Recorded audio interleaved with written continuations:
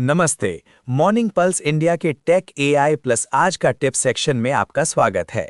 आज हम बात करेंगे सुपर बोल में एआई के धमाके, न्यूयॉर्क की एआई इंडस्ट्री पर सख्ती और सुनील शेट्टी की नई ओटीटी फिल्म की। सुपर बोल का नाम सुनते ही बड़े बड़े ब्रांड्स और शानदार एड्स दिमाग में आते हैं, लेकिन इस बार एआई ने भी मैदान में एंट्री मार ली है। जी हाँ, स्वेटका ने पहली बार पूरी तरह एआई जनरेटेड सुपर बोल एड पेश किया है।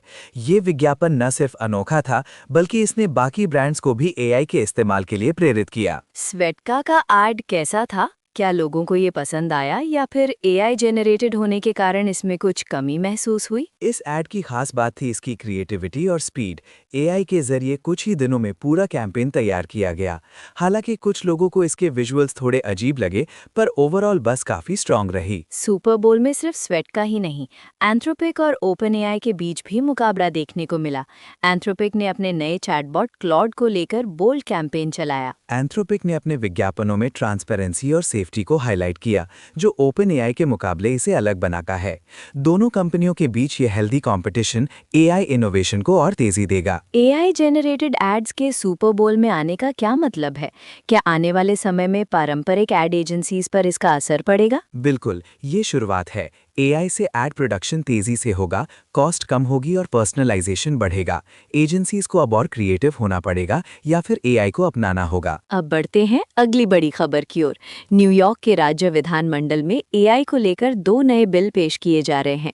इनका फोकस ट्रांसपेरेंसी और रेगुलेशन पर है। पहला बिल कहता है कि किसी भी एआई जनरेटेड कंटेंट पर क्लियर लेबलिंग अनिवार्य होगी। इससे यूजर्स को पता चलेगा कि जो कंटेंट वे देख रहे हैं वो इंसान ने बनाया या एआई ने। और दूसरा बिल क्या कहता है? दूसरे बिल में प्रस्ताव है कि न्यूयॉर्क में अगले 3 साल तक कोई नया डेटा सेंटर नहीं बनेगा। इसका मकसद है पर्यावरण और एनर्जी कंजम्पशन पर नियंत्रण रखना, क्योंकि डेटा सेंटर्स बहुत बिजली खर्च करते हैं। ये एक बड़ा कदम है, खासकर जब एआई की मांग और डेटा सेंटर्स दोनों तेजी से बढ़ रहे हैं। इससे बाकी राज्यों या देशों को भी इंस्पिरेशन मिल सकती है। एनवाई फेयर न्यूज एक्ट भी इंट्रोड्यूस किया गया है, जो खास तौर पर न्यूज कंटेंट के लिए है। इसमें एआई जनरेटेड न्यूज की ट्रांसपेरेंसी और ऑथेंटिसिटी पर फोकस किया गया है। अब बात करते हैं मैग्निफिसेंट एम्बिशंस एआई प्रोजेक्ट की।